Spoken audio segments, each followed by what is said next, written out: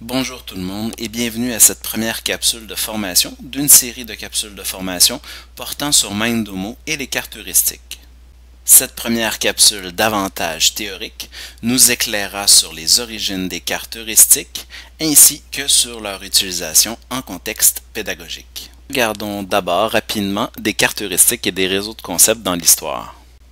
Il est difficile de retracer les origines de cette pratique, toutefois, certaines représentations graphiques nous amènent à associer ces représentations à des cartes heuristiques ou à des réseaux de concepts, comme celle-ci d'Isaac Newton. Un peu plus près de nous, avant même que les réseaux de concepts et les cartes heuristiques soient conceptualisés par les chercheurs, Walt Disney en 1957 s'en servait pour pouvoir illustrer sa stratégie commerciale. Voyons maintenant ce qu'est une carte heuristique.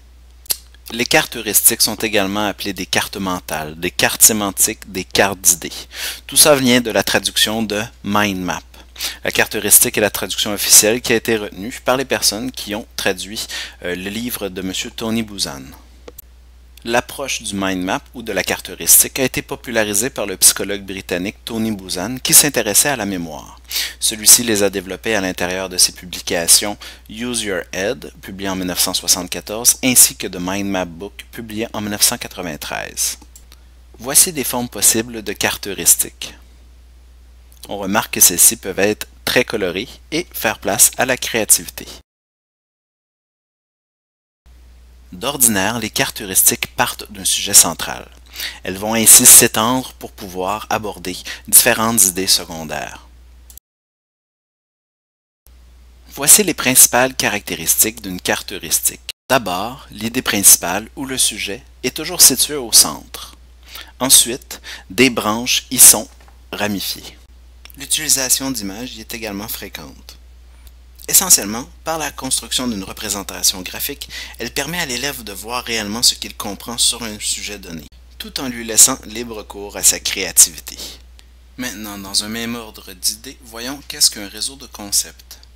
Le réseau de concepts peut être également appelé un réseau conceptuel ou une carte conceptuelle. L'approche du réseau de concepts a été formalisée et développée par Joseph D. Novak, professeur en éducation à l'Université de Cornell. L'approche du réseau de concepts se base essentiellement sur les travaux d'Auzubel sur la connaissance antérieure et son importance pour l'apprenant. Toujours selon Auzubel, le facteur le plus important dans l'apprentissage d'une nouvelle notion consiste à ce que nous savons déjà. Voici un exemple de réseau de concepts. On remarque déjà que l'élément principal se situe tout en haut. Aussi, on y dénote que la plupart des liens logiques sont identifiés, sont nommés. Également, nous retrouvons souvent la présence d'une légende.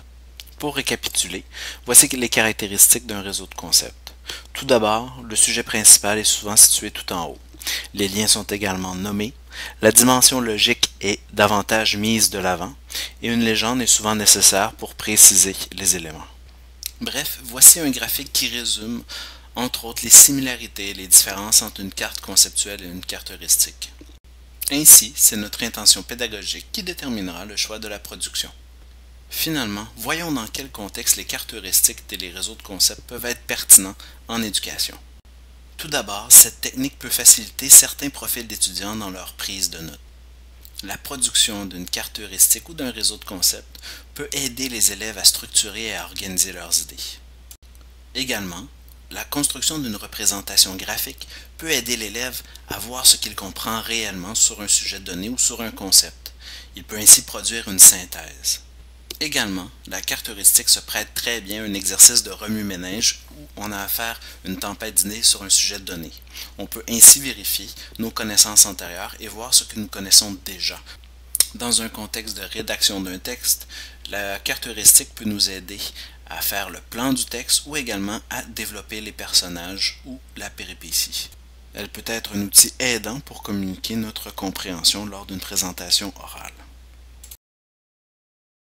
Je vous remercie pour votre écoute et vous souhaite une belle construction de cartes heuristiques avec le logiciel Mindomo.